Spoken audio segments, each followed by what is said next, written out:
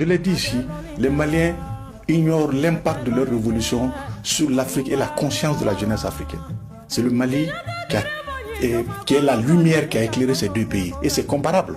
Si nous voulons aller à une fédération, les deux autres disent que leur président est élu, d'abord, ils lui ont donné le titre de président. On est là dans le débat de classe juridique où oui, le président de la République c'est quelqu'un qui est élu au-delà. Si le consensus populaire général dit qu'il est président de la République, il est quoi? Il est président de la République. Donc les deux autres ont résolu cela. Ils ont aussi résolu la question du mandat. Moi j'étais candidat, j'allais me présenter aux élections présidentielles, mais quand ils sont venus, j'ai vu que les actions qu'ils posent sont des actions que moi-même j'aurais pu poser même mieux, sinon plus. Donc je me dis, je mets mes ambitions personnelles parce que c'est le Mali dont il est question, c'est l'Afrique dont il est question. Donc les deux autres ont harmonisé.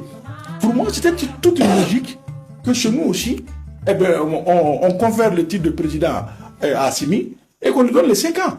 En tout cas, il faut travailler de commun accord avec l'AES, parce que moi, je tiens beaucoup à ce projet fédéral-là. Je tiens beaucoup à cette monnaie qui est en création pour que l'Afrique, enfin, se réveille. Alors, ceux qui n'ont pas compris cela, qui marchent avec des vieux logiciels de 91, qui ne sont pas mis à jour, mais n'en déplaise à eux, ce pays-là continuera.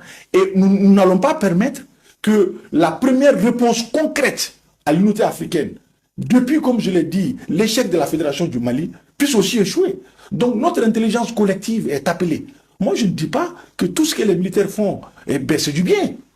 Sur ce plateau ici, chaque fois que je n'étais pas d'accord sur quelque chose, je l'ai dit.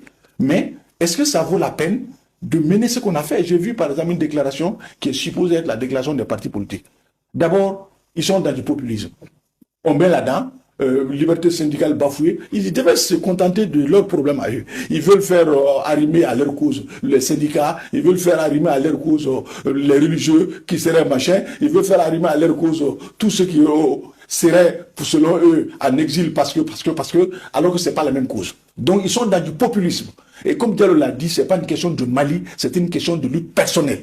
Si le pouvoir avait fait comme ATT, par exemple une gestion consensuelle que j'appelle d'ailleurs le pouvoir à le faire, parce que nous voulons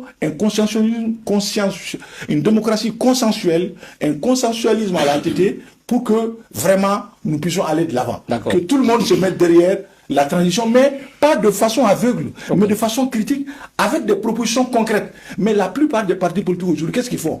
Pour vous dire que ce n'est pas le Mali qu'ils portent. Moi, j'ai discuté avec des hommes politiques. Qu'est-ce qu'ils me disent? Oui, j'ai les meilleures idées pour tel ou tel problème. J'ai dit, mais pourquoi tu ne les écris pas? Au moins, il a le courage d'écrire ses idées, même si on est d'accord ou on n'est pas d'accord. Mais pourquoi les autres n'écrivent pas leurs idées pour nous permettre de sortir de l'ornière? Ils disent que non, on attend quand je viendrai.